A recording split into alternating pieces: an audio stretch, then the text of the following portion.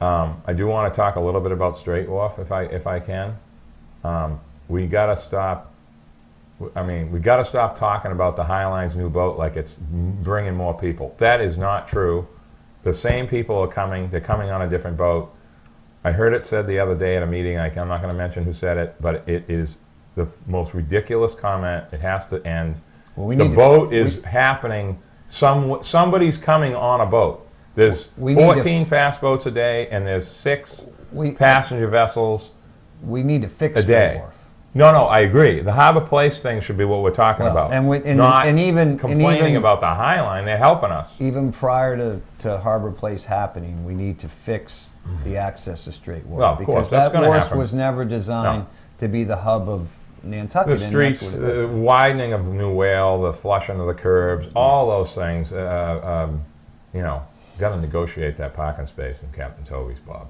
Whew. Those are gone. When is that going to happen? Well, that is brutal. So I can tell you, that makes me laugh every time I see it. The money was appropriated through the county budget 2 years ago at town meeting to buy that space back. To buy those spaces back.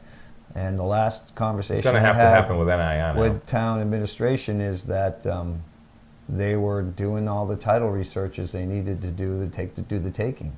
So once that's, the plan for that wharf is, unless it's changed since I got off the board, was those spaces would go away. That side of the sidewalk would be widened by 2 feet and flattened all the way up to the club car, so you could actually roll a suitcase or a stroller up there. And then the parking would move to the other side of the street. So when you came out of the parking lot, you could make the corner, and you wouldn't have a car parked in front of you. And then trucks could make the corner. And hopefully, the town has asked NIR to go to the state and renegotiate their Chapter 91 license to open up that side of the road there off the end of Straight Wharf 2 more feet, so you could have a pickup and drop. You got to move the Beinecke statue part you're talking about. You need to move it back a little bit. The biggest problem in this town is that we get caught in the minutia, at least in my mind.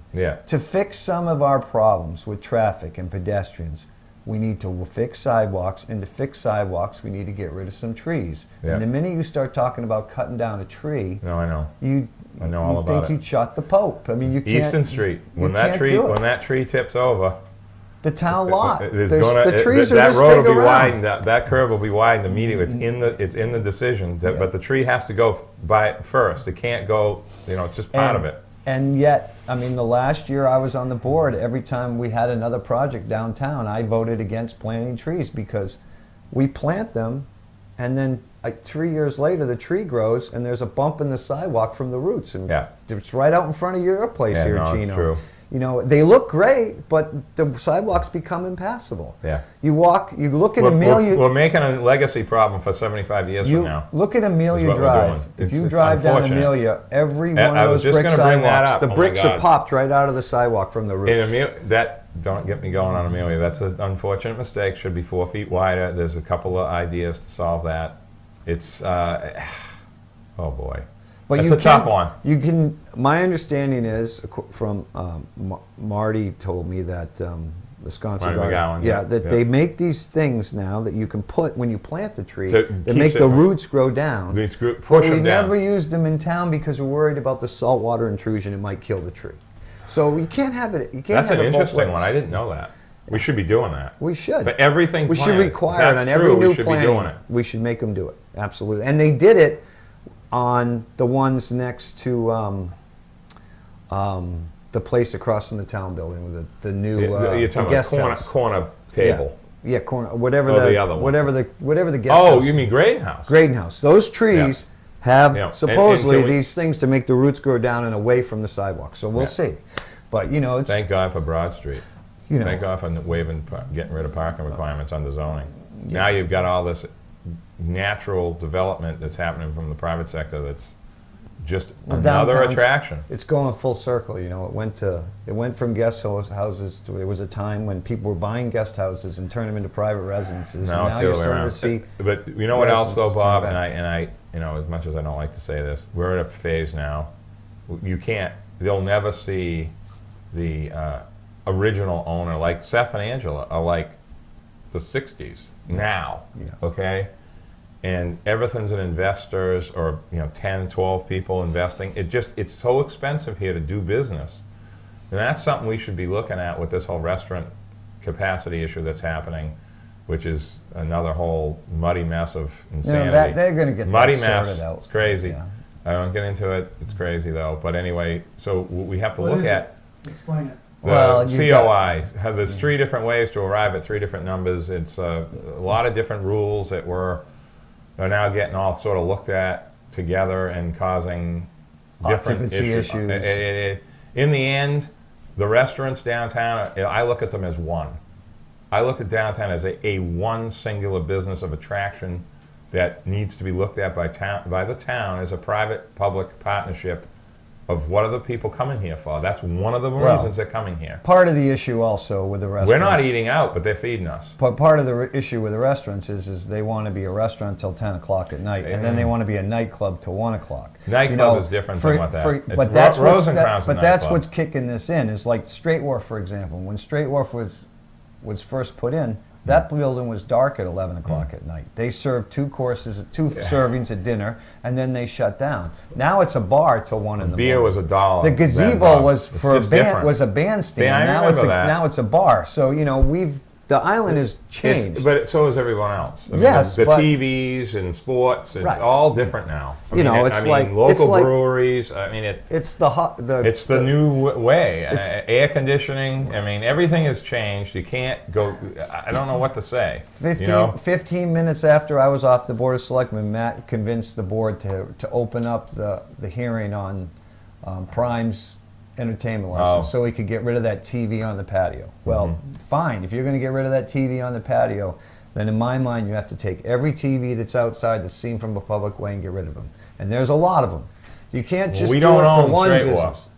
But we own Chestnut Street and we No, own I'm just Fairgrounds making up. Road. I'm just saying. But if you can see it from a public, no, we own Whale Street. We took those We do? streets. They gave when Is that a town road? I yeah, didn't know those that. those roads became a town Okay. road. Straight Wharf and that road became a town road Okay. when the marina changed hands. Well, Because that's why the boat basin can't drive their golf carts down the road Oh. anymore. They have to drive them on the sidewalks. well, But it- if you're going to enforce it for one, you got to enforce it for all. I think the most. I mean, I know we probably have. Gino's probably going to give us the heave-ho here in a second.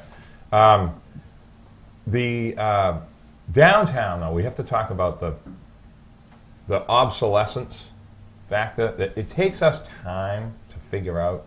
I mean, we grew up with Billy Knowles and those guys down there with scallop shanties and people working on their boats in the water. Like, that's unthinkable now. The boat gets taken out of town to be worked on. It's like all changed.